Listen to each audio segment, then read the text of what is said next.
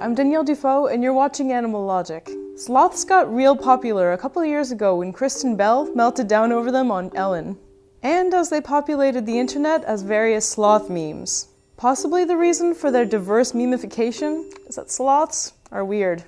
They evolved 60 million years ago in South America, which was then an isolated island. That explains why they have characteristics that are different from almost all other animals. Although they look kind of like monkeys, they are not primates, but rather are related to anteaters and armadillos, which you would have no idea by looking at them. They belong to the category Xenarthra, which means strange joints. Also, they have internal testicles, which contributes to the fact that it is very hard to identify their sex, and zoos have sometimes purchased the wrong sex by accident. Sloths come in the two-toed and three-toed varieties. Though all sloths have 3 toes, only the two-toed variety has 2 fingers.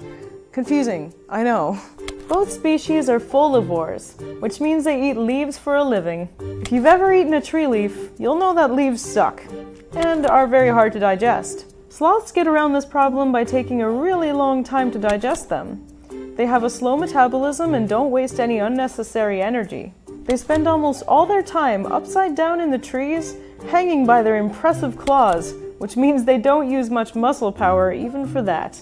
In keeping with their slow metabolism, they only poop once a week, which would make them lovely house guests. Of course, you wouldn't want them as house guests because they are in fact very picky eaters. The three-toed sloth in particular will only eat certain types of leaves from the area where they were born. They learn which leaves to eat by licking bits and pieces from their mom's mouth. And when they've learned which leaves she likes, that's what they want to eat for the rest of their lives. Although we use slothfulness as a synonym for lazy, sloths are not lazy. They're quite agile and smart. Some have even been toilet trained, which can't have been that hard considering they only poop once a week. They just do everything in slow motion. Regularly, sloths will move at a top speed of around 2 meters per minute on the ground. But if the sloth is in immediate danger, they can move slightly faster, at up to 4 meters a minute or 0.24 kilometers an hour, or 0.14 miles per hour. They're not fast. They move so slowly because they only have about a quarter as much muscle mass as other animals of similar weight and size, and moving quickly burns unnecessary amounts of energy. Weirdly enough, sloths, who spend most of their time in trees, are great swimmers, which explains how their giant ancestors were able to colonize the Antilles. They're able to move through water 3 times faster than on land, and can hold its breath for 40 minutes. It does this by depressing its slow metabolism and slowing its heart rate to less than 1/3 than normal.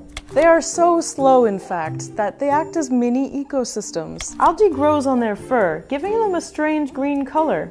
This makes them look like trees, and makes it difficult for their main predators, eagles, jaguars, and us, to spot them. They also play host to sloth moths, which evolved to live exclusively on the fur of sloths. Some three-toed sloths have as many as 120 moths living on them, all coexisting nicely. In zoos, sloths are often housed with other species, and marmosets in particular often hang out on sloths. While they spend most of their lives in trees, they do go to ground once a week to defecate. We don't really know why they do this, but we have a few theories. Some argue that defecating from their tree would be loud and attract predators.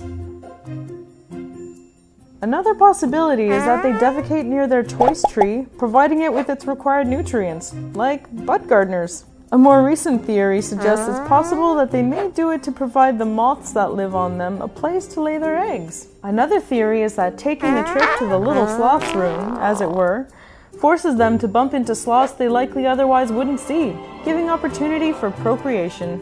Kind of like vloggers. What animal should I check out next? Let me know in the comments, and be sure to subscribe for new episodes of Animal Logic every week. Thanks for watching!